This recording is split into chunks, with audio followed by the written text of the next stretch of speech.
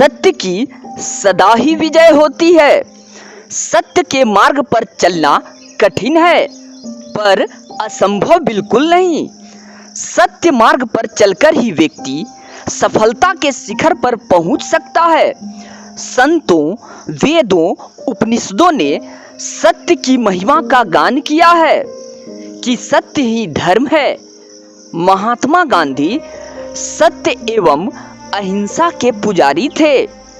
उनका कथन है कि जो सत्य के मार्ग पर चलते हैं उन्हें पग पग पर परमात्मा का संबल मिलता है।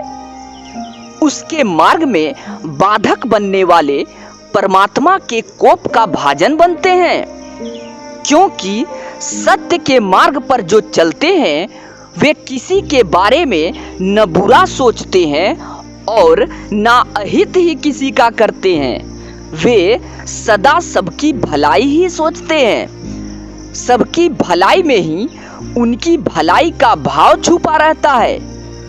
वे अपने कर्तव्यों को पालने में सदा ही मुस्तैद रहते हैं। इसी कारण उन पर परमात्मा की कृपा दृष्टि एवं अनुदान वरदान सदा ही बरसते रहते हैं। सत्यवादी व्यक्ति की कथनी और करनी में भिन्नता नहीं देखी जाती है। कथनी और करनी में जहां भिन्नता पाई जाती है वहां असत्य और अधर्म का वास होता है। सत्य के दर्शन के लिए कथनी और करनी में समानता अनिवार्य है। धर्म के मार्ग पर चलने में कठिनाइयों का सामना तो करना पड़ता है, पर जो मन में संकल्प करके सत्य के मार्ग पर चलते हैं, कठिनाइयां मात्र उनकी परीक्षा लेती है, कुछ अहित नहीं कर सकती है, क्योंकि उस व्यक्ति को परमात्मा की शक्ति का संबल पग पग पर मिलता रहता है। उसके पग पग पर आने वाली कठिनाइयां उसे और निखारती हैं और तरह तरह की अनुभूतियां प्रदान करके मंजिल का मार्ग प्रशस्त करती रहती हैं।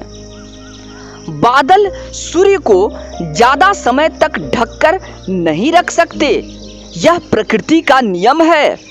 सत्य के मार्ग के पथिक राजा हरिश्चंद्र राज्य का परित्याग किया, पत्नी बच्चा स्वयं को बेचा, पर सत्य मार्ग से पीछे पग नहीं किया।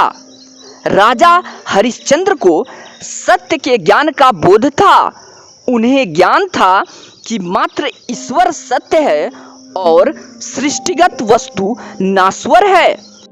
सत्य की अनुभूति का ज्ञान होते ही व्यक्ति अपने दोष, दुर्गुणों, अहं को परम सत्ता के चरणों में समर्पित करता है और अपने मन मंदिर को पवित्र करके निष्पाप बना लेता है। इसलिए बुरे परिणामों से बचने के लिए दोष दुर्गुणों को जीवन से निकाल देना ही जीवन के लिए हितकारी होता है। मित्रों, मुझे पूर्ण विश्वास है कि यह मोटिवेशनल वीडियो आपको जरूर अच्छी लगी होगी। धन्यवाद।